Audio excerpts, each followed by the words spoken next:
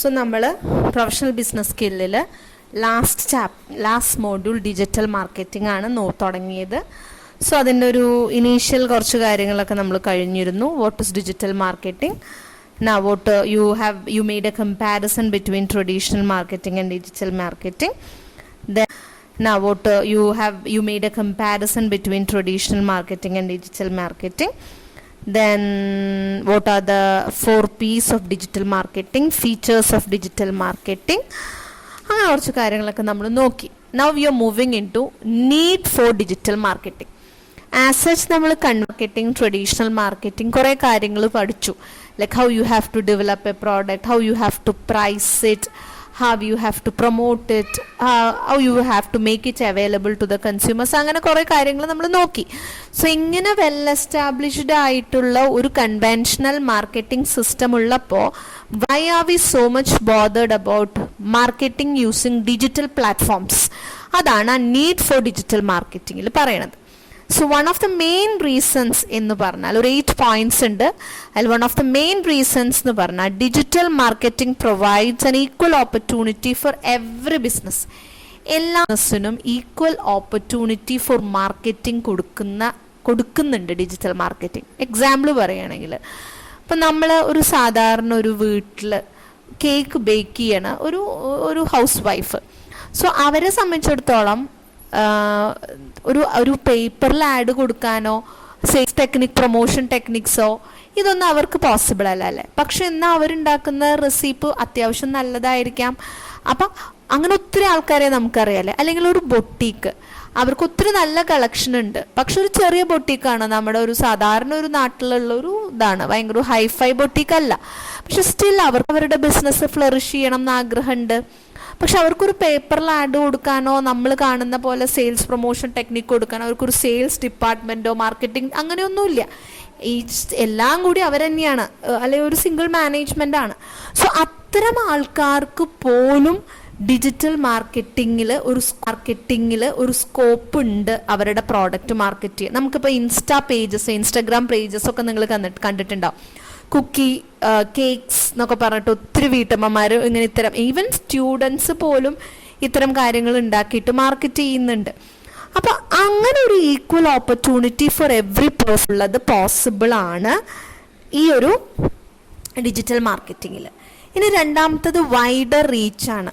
ഒരു പേപ്പറിലോ ഒരു ടി വിയിലോ ഒരു റേഡിയോയിലോ നമ്മൾ അഡ്വർടൈസ്മെൻറ്റോ അല്ലെങ്കിൽ അത്തരം മാർക്കറ്റിംഗ് ക്യാമ്പയിനുകളോ ഒക്കെ നമ്മൾ ചെയ്യുമ്പോൾ നമ്മൾക്ക് എത്തിപ്പെടാൻ സാധിക്കുന്ന ഓഡിയൻസിനെക്കാട്ടിലും ഒരുപാട് കൂടുതലാണ് നമുക്ക് ഒരു ഓൺലൈൻ ഡിജിറ്റൽ പ്ലാറ്റ്ഫോം വഴി. ഇപ്പം നമുക്കൊരു എക്സാമ്പിൾ പറയുകയാണ്. നമുക്കിപ്പോൾ ജയലക്ഷ്മി പോലത്തെ ഒരു സ്ഥലത്തെ കളക്ഷൻസ് നമുക്കവിടെ നേരിട്ട് പോയാലേ കാണാൻ പറ്റുള്ളൂ. പക്ഷെ നേരെ മറിച്ച് ആമസോണിലുള്ള ഒരു വെർച്വൽ സ്റ്റോറിലെ കളക്ട് നമുക്ക് നമ്മുടെ വീട്ടിലിരുന്നിട്ട് കാണാം. അപ്പോൾ അതുകൊണ്ട് തന്നെ വീട്ടിലിരുന്നിട്ട് കാണാൻ പറ്റുന്നതാണല്ലോ സൗകര്യം കൂടുതൽ, അതിലെ ഫെസിലിറ്റി ഉണ്ടാവണം എന്നേ ഉള്ളൂ. സോ അതുകൊണ്ട് ഒത്തിരി ആൾക്കാരിലേക്ക് റീച്ച് ചെയ്യാൻ പറ്റും ഡിജിറ്റൽ മാർക്കറ്റിങ്ങിന്. ഇനി ഡിജിറ്റൽ കൺസ്യൂമേഴ്സാണ്. ഇപ്പം ഇന്ന് നമുക്കിപ്പോൾ ഒരു പുതിയ ഫോൺ വാങ്ങിനോടും എല്ലാം സജഷൻസ് ചോദിച്ചാൽ നമ്മൾ ആദ്യം പൊതുവെ ഇന്നത്തെ ഒരു ആൾക്കാർ ആദ്യം ചെയ്യുക നെറ്റിൽ കയറിയിട്ട് റിവ്യൂ നോക്കും. ഈവൻ നിസാരം നമ്മളൊരു ഫിലിമിന് പോകണമെങ്കിൽ പോലും 4 പേര് നല്ല ഫിലിമാണെന്ന് പറഞ്ഞതാണ്, നമ്മുടെ ഫ്രണ്ട്സ് പോയി കണ്ടിഷ്ടമായി. ബട്ട് സ്റ്റിൽ നമ്മൾ ചുമ്മാ ഒരു റിവ്യൂ നോക്കും. ഇനി നമ്മളൊരു പുതിയ സ്ഥലത്ത് പോവുകയാണ്.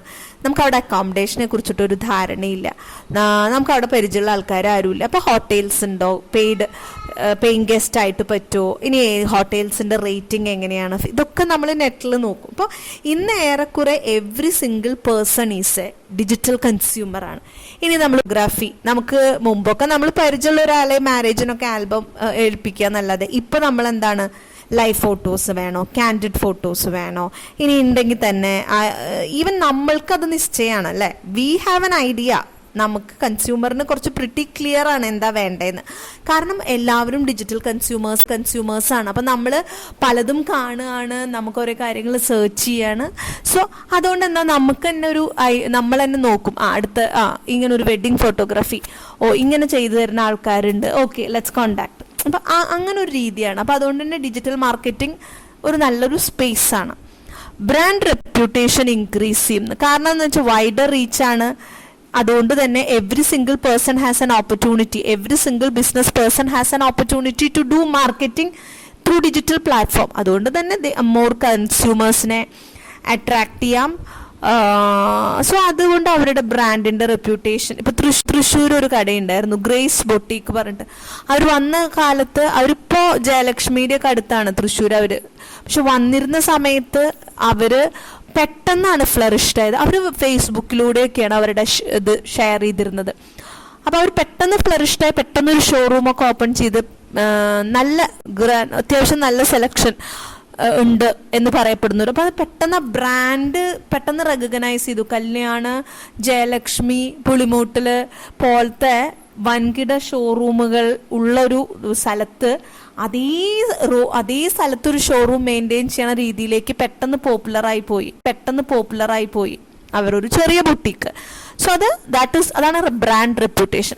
അതൊരു ഡിജിറ്റൽ പ്ലാറ്റ്ഫോം വഴിയാണ് അവർ ആഡും കാര്യങ്ങളൊക്കെ ചെയ്തിരുന്നത്. സ്വാഭാവികമായിട്ടും റവന്യൂ കൂടും, കാരണം നമുക്ക് മാക്സിമം ആൾക്കാരിലേക്ക് എത്തിക്കാൻ പറ്റും. അപ്പോൾ അതുകൊണ്ട് തന്നെ മാക്സിമം ആൾക്കാർ നമ്മുടെ പ്രോഡക്റ്റിനെ കുറിച്ച് അറിയും. നമ്മൾ നല്ല പ്രോഡക്റ്റാണ് സെയിൽ ചെയ്യുന്നതെങ്കിൽ ആ മാക്സിമം ആൾക്കാർ വന്ന് വാങ്ങിക്കും. ഒബ്വിയസ്ലി നമ്മുടെ റവന്യൂ കൂടും. ഇനി easy to track and monitor marketing campaign. നമ്മൾ കൺവെൻഷണൽ മാർക്കറ്റിങ്ങിൽ ഒരു മാർക്കറ്റിംഗ് ക്യാമ്പയിൻ്റെ ഇഫക്റ്റീവ്നെസ് ഇവാലുവേറ്റ് ചെയ്യാൻ കുറേ ടെക്നിക്സ് ഒക്കെ പഠിച്ചിട്ടുണ്ടായി. പക്ഷെ എന്ത് പറഞ്ഞാലും നമുക്കൊരു ആക്യുറേറ്റ് റിട്ടേൺ ഓൺ ഇൻവെസ്റ്റ്മെൻറ്റ് നമുക്ക് മനസ്സിലാക്കാൻ പറ്റിയിരുന്നില്ല. നമ്മൾ ഒരു മാർക്കറ്റിംഗ് ക്യാമ്പയിൻ ചെയ്തു, കുറേ സെയിൽസ് കൂടി, പക്ഷെ was the increase in sales purely due to the marketing campaign എന്ന് നമുക്കറിയാൻ പറ്റിയാൽ മാത്രമേ ആ മാർക്കറ്റിംഗ് ക്യാമ്പയിനിൽ നമ്മൾ ഇറക്കിയ കാശ് മുതലായോ എന്ന് നമുക്ക് അറിയാൻ പറ്റുള്ളൂ. പക്ഷെ ഒരിക്കലും അത് ഒരു കൺവെൻഷണൽ മാർക്കറ്റിങ്ങിൽ പറ്റിയിരുന്നില്ല. പക്ഷെ ഇപ്പം അങ്ങനെയല്ല. ഡിജിറ്റൽ മാർക്കറ്റിങ്ങിൽ അനലറ്റിക്കൽ ടൂൾസ്, നമ്മൾ നിസ്സാരമായിട്ട് ഇപ്പോൾ ഒരു യൂട്യൂബിൽ നമ്മളൊരു വീഡിയോ അപ്ലോഡ് ചെയ്യുകയാണെങ്കിൽ പോലും നമുക്ക് അനലറ്റിക്കൽ ടൂൾസ് ഉണ്ട്. നമ്മുടെ ചാനൽ അനലറ്റിക്സ് എന്ന് പറയും. എത്ര പേര് കണ്ടു, ഇനി അത് വ്യൂവർഷിപ്പ് കൂട്ടണമെങ്കിൽ എന്ത് ചെയ്യാം എന്നൊക്കെ ചോദിച്ചിട്ട്. സോ അങ്ങനെ അനലറ്റിക്കൽ ടൂൾസ് അവൈലബിൾ ആയതുകൊണ്ട് തന്നെ കറക്റ്റ് എത്ര വിസിറ്റേഴ്സ് നമ്മുടെ വെബ്സൈറ്റിൽ വന്നു, എത്ര പേജസ് വ്യൂ ചെയ്തു, എത്ര ടൈം ഓരോ കൺസ്യൂമറും സ്പെൻഡ് ചെയ്തു, എത്ര പേര് ബൗൺസ് റേറ്റ്, അത് ഒന്നും വാങ്ങിക്കാതെ വെറുതെ കയറി ഇറങ്ങി എത്ര പേര് പോയി, എത്ര പേര് നമ്മുടെ ഇതിൽ കോൺവെർസേഷൻസ് ചെയ്തിട്ടുണ്ട്. ഇങ്ങനെ ഒത്തിരി കാര്യങ്ങൾ അനലൈസ് ചെയ്യാനായിട്ട് പറ്റും. അപ്പോൾ pure tracking and monitoring of marketing campaign is possible in case of digital marketing. More interactive ആണ്. കാരണം നമ്മൾ ഒരു ഡിജിറ്റൽ മാർക്കറ്റിംഗ് പ്ലാറ്റ്ഫോം ആവുമ്പോൾ ഒരു പേഴ്സണലൈസ്ഡ് സർവീസാണ് ഏറെക്കുറെ. നമുക്ക് ആ വെബ്സൈറ്റ് ചെയ്യുമ്പോൾ നമുക്ക് വേണ്ടി ഉണ്ടാക്കിയിട്ടുള്ള വെബ്സൈറ്റ് ആണെന്ന് ചില വെബ്സൈറ്റുകൾ കണ്ടാൽ നമുക്ക് തോന്നും. ലൈക്ക് നമ്മൾ എന്ത് ആവശ്യം അന്വേഷിച്ചിട്ടാണോ പോയത് ആ ആവശ്യത്തിന് പറ്റിയ കാര്യങ്ങൾ, ഇപ്പോൾ സോഷ്യൽ മീഡിയ അഡ്വർടൈസിങ്, ബ്ലോഗുകൾ, പിന്നെ ഈ വെബ്സൈറ്റ് തന്നെ നമ്മൾ കീവേഡ്സ് വെച്ചിട്ടാണ് സെർച്ച് ചെയ്യുക. അപ്പം അങ്ങനെ മാക്സിമം ആൾക്കാരെ കൊണ്ട് സെർച്ച് ചെയ്യിപ്പിക്കാനുള്ള ടിപ്പുകൾ, ടെക്സ്റ്റും, അങ്ങനെ ഒരുപാട് കാര്യങ്ങൾ അവൈലബിൾ ആണെന്നുള്ളത് കൊണ്ട് തന്നെ ഡിജിറ്റൽ മാർക്കറ്റിങ്ങിൽ അതുകൊണ്ട് തന്നെ ബ്രാൻഡ് ഏറെക്കുറെ ഇൻട്രാക്റ്റീവായിട്ട് വരും നമുക്ക് ഡിജിറ്റൽ മാർക്കറ്റിങ്ങിൽ. ഇനി cost effective form of marketing ആണ്. നമ്മൾ ഹ്യൂജ് ഇൻവെസ്റ്റ്മെന്റ്സ് ആവശ്യമില്ല. അതുകൊണ്ട് ഈവൻ സാധാരണ വീട്ടമ്മമാർക്ക് പോലും അഡ്വർടൈസ്മെന്റ് അവരുടെ പ്രോഡക്ട്സിന് കൊടുക്കാൻ പറ്റുന്നത്. So cost effective form of marketing ആണ്. ഇതൊക്കെയാണ് why people are preferring digital marketing. ഇനി ഡിജിറ്റൽ മാർക്കറ്റിങ്ങിൻ്റെ അഡ്വാൻറ്റേജസ് ആണ്. നിയർലി ഒരു 14 പോയിന്റ്സ് ഉണ്ട്. സോ ഫസ്റ്റ് എന്ന് പറഞ്ഞാൽ ഇൻട്രാക്റ്റീവ് ആണ്. ഡയറക്റ്റ് ഇൻട്രാക്ഷൻ ആണ് between the organisation and the consumer. അതാണ് ഒരു അഡ്വാൻറ്റേജ്. പിന്നെ എനി ടൈം എനിവെയർ ആണ്. 24/7 അതാണ് ഒരു അഡ്വാൻറ്റേജ്. പിന്നെ എനി ടൈം എനിവെയർ ആണ്. 24 hours 7 days അവൈലബിൾ ആണ്. കസ്റ്റമേഴ്സ് നമ്മൾ കട പോലെ ശനി ഞായർ മുടക്കുന്നുള്ളതോ അല്ലെങ്കിൽ ഇന്നിപ്പോൾ ക്ലിയറൻസ് സെയിൽ ആയതുകൊണ്ട് കട അടച്ചിട്ടു എന്നോ അങ്ങനെ ഒന്നുമില്ല. ഡേ ആൻഡ് നൈറ്റ് എപ്പോൾ വേണമെങ്കിലും നമുക്ക് അപ്രോച്ച് ചെയ്ത് ഷോപ്പിംഗ് നടത്താം. ഗ്ലോബൽ റീച്ചാണ്. ഇപ്പോൾ ഒരു കട ഒരു ലൈവ് ഷോപ്പാണെങ്കിൽ ഒരു ഇപ്പോൾ നമ്മളിപ്പോൾ ഇവിടെ പേർച്ചേസിന് വേണ്ടി മാക്സിമം എറണാകുളം വരെ അല്ലെങ്കിൽ കോയമ്പത്തൂർ വരെയൊക്കെ പോവും. പക്ഷെ ചിലപ്പോൾ ഈവൻ ചെന്നൈയിലൊക്കെ വരെ പോവാം. ചിലപ്പോൾ മുംബൈയിലോ ഡൽഹിയിലോ ഇതിലും നല്ല കളക്ഷൻസ് ഉള്ള ഷോപ്സ് ഉണ്ടാവാം എന്ന് വെച്ചിട്ട് നമുക്ക് എല്ലാ പ്രാവശ്യവും മുംബൈയിലേക്കോ ഡൽഹിയിലേക്കോ ഒക്കെ പോകാൻ പറ്റും ഷോപ്പിങ്ങിന്? No, it's not possible. പക്ഷെ ഓൺലൈനിലാണെങ്കിൽ അതൊരു പ്രശ്നമല്ല. നമുക്ക് ലണ്ടനിൽ നിന്ന് വേണമെങ്കിലും സാധനങ്ങൾ മേടിക്കാം നമ്മുടെ വീട്ടിലിരുന്നിട്ട്. ഇനി ഡയറക്റ്റ് എക്സ്പോഷറാണ്. ഇവിടെ വേറെ ഒന്നുമില്ല. ഒരു പ്രോഡക്റ്റ് തരുന്ന ഓർഗനൈസർ വെബ്സൈറ്റ് അല്ലെങ്കിൽ അവരുടെ ഓൺലൈൻ പ്രസൻസ്, കസ്റ്റമർ നേരിട്ട് ചെല്ലുന്നു, അവിടുന്ന് ഓൺലൈനിലായിട്ട് ഷോപ്പ് ചെയ്യുന്നു. ഹോൾസെയിലറോ റീറ്റെയിലറോ ഡീലറോ അങ്ങനെ മിഡിൽമാൻ ഒന്നുമില്ല. സോ ഒരു ഡയറക്റ്റ് എക്സ്പോഷറാണ്. റെഡ്യൂസ്ഡ് കോസ്റ്റ് ആണ്. നമ്മൾ സാധാരണ ഒരു ഫുൾ ഫ്ലെജ്ഡ് അഡ്വർടൈസ്മെന്റ് ക്യാമ്പയിനോ അല്ലെങ്കിൽ ഒരു സെയിൽസ് പ്രൊമോഷൻ ക്യാമ്പയിനോ ഇതിലൊരു അംശം എമൗണ്ട് മതി നമുക്ക് നല്ല രീതിയിൽ ഡിജിറ്റൽ പ്രസൻസ് ഉറപ്പുവരുത്താൻ. മെഷറബിലിറ്റി, നമുക്ക് കറക്റ്റായിട്ട് മെഷർ ചെയ്യാൻ പറ്റും. എത്ര നമ്മുടെ ഡിജിറ്റൽ മാർക്കറ്റിംഗ് വർക്ക് ചെയ്യുന്നുണ്ടോ ഇല്ലേ, എത്ര എമൗണ്ട് ഓഫ് ആക്ടിവിറ്റി നമ്മുടെ വെബ്സൈറ്റിൽ നടന്നിട്ടുണ്ട്, അതിലെത്ര നമ്മുടെ എത്ര എണ്ണം സെയിൽസ് ആയിട്ട് കൺവേർട്ട് ചെയ്തിട്ടുണ്ട്, എത്ര പേര് സൈറ്റ് വെറുതെ വിസിറ്റ് ചെയ്ത് പോയിട്ടുണ്ട്. അങ്ങനെ ഒത്തിരി കാര്യങ്ങൾ നമുക്ക് മെഷർ ചെയ്യാൻ പറ്റും. ബ്രാൻഡ് എൻഗേജ്മെന്റ് ആണ്. എപ്പോഴും ഒരു പോസിറ്റീവായിട്ട് ബ്രാൻഡിനെ ഇങ്ങനെ നിൽക്കുക. അപ്പോൾ വെബ്സൈറ്റുകളൊക്കെ ആയതുകൊണ്ട് തന്നെ നമുക്ക് ആ പബ്ലിസിറ്റിയും പബ്ലിക് റിലേഷനും ഒക്കെ അതിൽ കൂടെ തന്നെ ചെയ്യാം. നമ്മുടെ കമ്പനി ചെയ്തൊരു നല്ല കാര്യം നമുക്ക് ആ വെബ്സൈറ്റാ മതി. നമ്മൾ കാശ് കൊടുത്ത് പേപ്പറിൽ പോലും ഇടണ്ട. അപ്പോൾ സൈറ്റ് ഓപ്പൺ ചെയ്ത് നോക്കുന്ന ഒരാൾക്ക് ഒരു ഇംപ്രഷൻ ക്രിയേറ്റ് ചെയ്യുന്ന രീതിയിൽ നമുക്കത് എൻഗേജ് ചെയ്യിപ്പിക്കാം നമ്മുടെ സൈറ്റ്. അതുവഴി നമ്മുടെ ബ്രാൻഡ് എൻഗേജ്ഡ് ആണ്. ഇനി ഡെമോഗ്രഫിക് ടാർഗറ്റിംഗ്, നമുക്ക് കറക്റ്റായിട്ട് ഇന്ന ലൊക്കേഷനിൽ ഇന്ന കാര്യം ചെയ്യുന്ന ഇത്ര ആൾക്കാരെ വേണമെന്ന് പെർഫെക്റ്റ് ആയിട്ട് ടാർഗറ്റ് ചെയ്യാൻ പറ്റും. അവരെ ഏറ്റവും കൂടുതൽ ഓൺലൈനിൽ ചെയ്യുന്ന ആൾക്കാരാണ് അല്ലെങ്കിൽ അവരെ ഏറ്റവും കൂടുതൽ യൂസ് ചെയ്യുന്ന ഓൺലൈൻ മീഡിയ ഏതാണെന്ന് അന്വേഷിച്ചാൽ അതിലൊരു സ്പേസ് നമുക്ക് കണ്ടുപിടിക്കാൻ പറ്റിക്കഴിഞ്ഞാൽ നമുക്ക് ഡെമോഗ്രഫിക് ടാർഗറ്റിംഗ് പോസിബിൾ ആണ്. റിയൽ ടൈം റിസൾട്ട്സ് ആണ്. ഒരു അഡ്വർടൈസിങ്ങിന്റെ സാധാരണ ഒരു ക്യാമ്പയിൻ കഴിഞ്ഞിട്ട് അതിന്റെ റിസൾട്ട് അറിയാൻ നമ്മൾ ഒരുപാട് വെയിറ്റ് ചെയ്യേണ്ട അവസ്ഥയുണ്ട്. പക്ഷെ ഇവിടെ അതൊന്നുമില്ല. അപ്പോൾ തന്നെ നമ്മളൊരു മാർക്കറ്റിംഗ് ക്യാമ്പയിൻ ഓൺലൈനായിട്ട് ചെയ്താൽ റിയൽ ടൈം റിസൾട്ട്സ് നമുക്കറിയാൻ പറ്റും. ഇനി മീറ്റ് കോമ്പറ്റീഷൻ മീറ്റ് ചെയ്യാൻ വളരെ എളുപ്പമാണ്. ലിമിറ്റഡ് ബഡ്ജറ്റിൽ നിന്ന് കൊണ്ട് നമ്മൾക്ക് വേണമെങ്കിൽ ടോപ്പ് MNCസിൻ്റെ അടുത്ത് വരെ കോമ്പീറ്റ് ചെയ്യാം ഒരു സാധാരണ ഒരു സ്മോൾ എൻ്റർപ്രൈസ് നടത്തണം. അപ്പം ആ ഒരു ലെവലിൽ നമുക്ക് കോമ്പറ്റീഷൻ ഇതാക്കാൻ പറ്റും.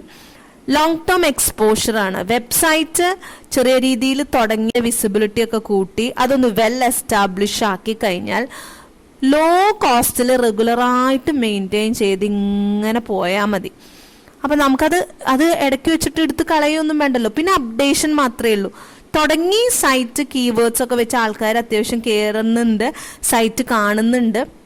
കണ്ണതിൻ്റെ ഭാഗമായിട്ട് പ്രോഡക്ട്സ് സെർച്ച് ചെയ്തത് സെയിൽസ് കൺവേർഷൻ വരെ എത്തുന്നുണ്ടെങ്കിൽ നമ്മുടെ വെബ്സൈറ്റ് ക്ലിക്കായി. അങ്ങനെ വെബ്സൈറ്റ് ക്ലിക്കായി കഴിഞ്ഞാൽ പിന്നെ നമുക്കത് മെയിൻറ്റെയിൻ ചെയ്തുകൊണ്ട് പോയാൽ മതി. We don't have to bother about anything else. പിന്നെ പ്രോഡക്റ്റ് ഇൻഫർമേഷൻ കംപ്ലീറ്റ് ഡീറ്റെയിൽസ് ഉണ്ട്. അപ്പോൾ ഒരാളൊരു പ്രോഡക്റ്റ് അതിൽ സൂക്ഷിക്കേണ്ട ഒരു കാര്യമുണ്ട്. ഒരാളൊരു പെട്ടെന്ന് തന്നെ നമ്മളെ മോശപ്പെടുത്താനും പറ്റും. ഒരാളൊരു പ്രോഡക്റ്റ് വാങ്ങിച്ചു, അയാൾക്ക് മേ ബി അയാളുടെ പ്രശ്നമായിരിക്കും, അല്ലെങ്കിൽ ചിലപ്പോൾ അയാൾക്ക് നമ്മുടെ പ്രോഡക്റ്റ് ഇഷ്ടമായില്ല, അത് നമ്മുടെ കുഴപ്പമായിരിക്കില്ല. പക്ഷെ അയാൾ ഒരു ബാഡ് കമന്റ് ഇട്ട് കഴിഞ്ഞാൽ പെട്ടെന്ന് നമ്മുടെ റെപ്യൂട്ടേഷൻ പോവാൻ ചാൻസ്. അതുപോലെ തന്നെ പ്രോഡക്റ്റിന്റെ ഇൻഫർമേഷനും റെപ്യൂട്ടേഷനും കൂട്ടാനും ഡിജിറ്റൽ മാർക്കറ്റിംഗ് പറ്റും. അറ്റൻഷൻ ക്യാച്ച് ചെയ്യാൻ ഭയങ്കര എളുപ്പമാണ്. കാരണം ഒന്നുമില്ലെങ്കിൽ നമുക്കൊരു ഡിസ്റ്റർബൻസ് ക്രിയേറ്റ് ചെയ്തിട്ടെങ്കിലും നമ്മളൊരു വെബ്സൈറ്റ് അല്ലെങ്കിൽ നോക്കിക്കൊണ്ടിരിക്കുമ്പോൾ, അല്ലെങ്കിൽ നമ്മൾ എന്തെങ്കിലും ഒരു പേപ്പർ വായിച്ചുകൊണ്ടിരിക്കുമ്പോൾ ഒരു പോപ്പപ്പ് ആഡ് വന്നു. നമ്മൾ ന്യൂസ് പേപ്പർ വായിക്കുമ്പോൾ സൈഡിൽ ഒരു ആഡ് വരുന്ന പോലെയല്ല നമ്മൾ ലാപ്പിൽ റീഡിങ് നടത്തുമ്പോൾ നമ്മൾ പെട്ടെന്ന് നമ്മുടെ കണ്ണതിലേക്ക് പോകും. ഒരു പ്രാവശ്യം നമ്മൾ അതൊന്ന് നോക്കും. അപ്പോൾ അങ്ങനെ അറ്റൻഷൻ ക്യാച്ച് ചെയ്യാനായിട്ട് നമ്മൾ അങ്ങനെ നോക്കുമ്പോൾ നമ്മളെ പെട്ടെന്ന് ആകർഷിക്കാൻ പറ്റുന്ന എന്തെങ്കിലും ഒരു കാര്യം അവർ അതിൽ വെച്ചിട്ടുണ്ടെങ്കിൽ ഓട്ടോമാറ്റിക്കായിട്ട് ഈ വായന നിർത്തിയിട്ട് നമ്മൾ പിന്നെ അതിൻ്റെ പിന്നാലെ പോകും. ഇതൊക്കെ നമ്മളൊക്കെ എക്സ്പീരിയൻസ് ചെയ്യുന്നതാണ്. നമ്മൾ ചിലപ്പോൾ മനഃപൂർവ്വം ഷോപ്പ് ചെയ്യണമെന്ന് ഉദ്ദേശിക്കാതെ പോലും ഷോപ്പ് ചെയ്യുന്ന അവസ്ഥ ഉണ്ടാവാറുണ്ട്. കാരണം നമ്മൾ വെറുതെ ഫേസ്ബുക്കിൽ ഇങ്ങനെ പോകുമ്പോൾ നല്ല ഭംഗിയുള്ള ആക്സസറീസ്, ചിലപ്പോൾ ആമസോണിൻ്റെ ഒരു ആഡ് ആയിരിക്കും, ഇന്ന് ഇന്നൊരു ബാഗ്. അപ്പോൾ നമ്മൾക്ക് ഈ അടുത്ത കാലത്തൊന്നും ബാഗ് വാങ്ങിക്കണമെന്ന് ഉദ്ദേശിച്ചിട്ട് പോലുമില്ല, പക്ഷെ അത് അട്രാക്ഷൻ, അവരത് വെച്ചിരിക്കുന്ന ഇത് കണ്ടിട്ടും അതിൻ്റെ ഭംഗി കണ്ടിട്ടും കോസ്റ്റിൻ്റെ ഒക്കെ കണ്ടിട്ട് ചിലപ്പോൾ നമ്മൾ പോയി അത് പർച്ചേസ് ചെയ്തു എന്ന് വരാം. അപ്പം അങ്ങനെ അറ്റൻഷൻ ക്യാച്ച് ചെയ്യാനുള്ള ഒരു പ്രത്യേകതയും. ഇനി ഡിസഡ്വാൻറ്റേജസ് ആണ്. അപ്പോൾ ഏറ്റവും വലിയ ഡ്രോബാക്ക് എന്താ വെച്ചാൽ എൻറ്റയർ ഡിപ്പെൻഡൻസ് ഓൺ ഇൻ്റർനെറ്റ് ആണ്. അപ്പോൾ ചില ആൾക്കാർ ചില ഏരിയയിൽ ഇറ്റ്സ് നോട്ട് ആക്സസിബിൾ. ഇപ്പോൾ നമുക്ക് തന്നെ അറിയാം, നമ്മൾ ഓൺലൈൻ ക്ലാസ്സസ് എന്ന് പറയുമ്പോൾ ഡേറ്റ അവൈലബിലിറ്റി, ഈ നെറ്റ്വർക്ക് ഇഷ്യൂസ്, പിന്നെ ചില ആൾക്കാർക്ക് അതിൻ്റെ നെറ്റ്വർക്ക് ഇഷ്യൂസ്, പിന്നെ ചില ആൾക്കാർക്ക് അതിൻ്റെ ഫെസിലിറ്റി ഇല്ല. അങ്ങനെ വരുമ്പോൾ അത്തരം ആൾക്കാരും പാടെ മാറിപ്പോവുകയാണ് ഈ ഒരു സ്ട്രീമിൽ നിന്ന്.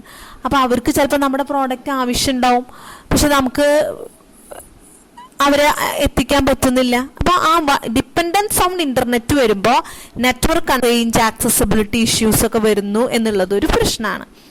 ക്ലട്ടറിങ്, ഇപ്പോൾ ഹൈലി ഡിപ്പെൻഡൻ്റ് ഓൺ ഇൻ്റർനെറ്റ് ആയതുകൊണ്ട് തന്നെ ഒരുപാട് അഡ്വർടൈസ്മെൻറ്റ് കട്ട കൂടി കിടക്കണേനായി ക്ലട്ടറിങ് എന്ന് പറയാം, ഒരുമിച്ച് വരും. അപ്പോൾ ഒത്തിരി ആഡ്, ഇപ്പം നമുക്കറിയാം, നമ്മൾ ഏതെങ്കിലും ഒരു സൈറ്റിൽ എന്തെങ്കിലും ഒരു കാര്യം അന്വേഷിച്ച് ചെന്നാൽ ചുറ്റും അഡ്വർടൈസ്മെൻ്റ് ആണ്. അപ്പോൾ ചിലപ്പോൾ അത് നമുക്ക് ഭയങ്കര ഇൻകൺവീനിയൻസും ആണ്. അപ്പം നമ്മൾ ആ എൻറ്റയർ ക്ലട്ടറിൽ നിന്ന് പേപ്പറിലൊക്കെ സ്പേസ് അലോട്ട് ചെയ്ത പോലെയാണ് നെറ്റിൽ ആ ഒരു സ്പേസ് കാശ് കൊടുത്ത് തന്നെയാണ് വാങ്ങിയിരിക്കുന്നത്.